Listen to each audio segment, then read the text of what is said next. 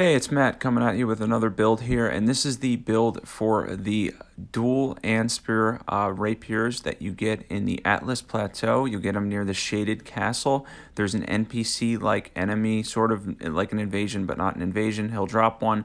You get one per playthrough, or you can have somebody drop a second one for you if you know somebody online that's willing to do that. And this is for basically proccing all status effects in the entire game. Now, what you're going to need really to start is to get to the Shaded Castle and get one of those. If you can't get two, you can get a second basic rapier and put poison and bleed on it, and that should do just fine. In the meantime, we have Sepukku on our main, by the way, that you get in Mountaintops of the Giants near the freezing lake.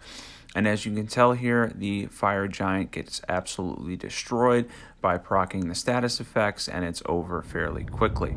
So as I mentioned, we have two Antspur rapiers that you get in the Atlas Plateau near the Shaded Castle, and they're both upgraded to plus 25. We have Sepukku on one, and then we have Poison Moth Flight on the other. You can add Frost as well if you want, but frankly there's no need for me in this case because it procs really slowly on the one, and honestly the bleed poison rot thing is just enough for me.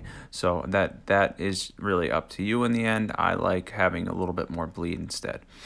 So anyway, as you can see here, we're just crushing all enemies with this. This is really not much of a challenge at all. You're going to see the Godskin duo come back here and get pretty much annihilated rather quickly. This is something that is universally great. Obviously, it's not the best on the final boss, but everything up until then is fantastic for.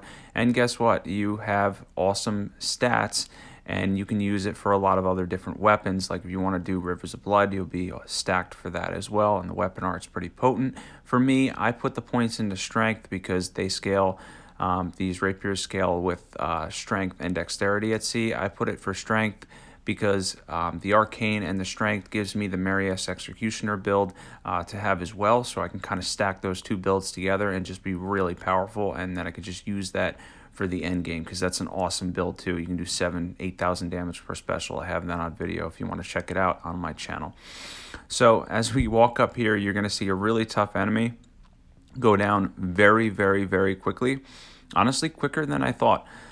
This is really an incredible build. You're going to use Sepukku, and then you're just going to go up, proc everything, and just dwindle them down to nothing. I mean, that was just so easy, way too easy.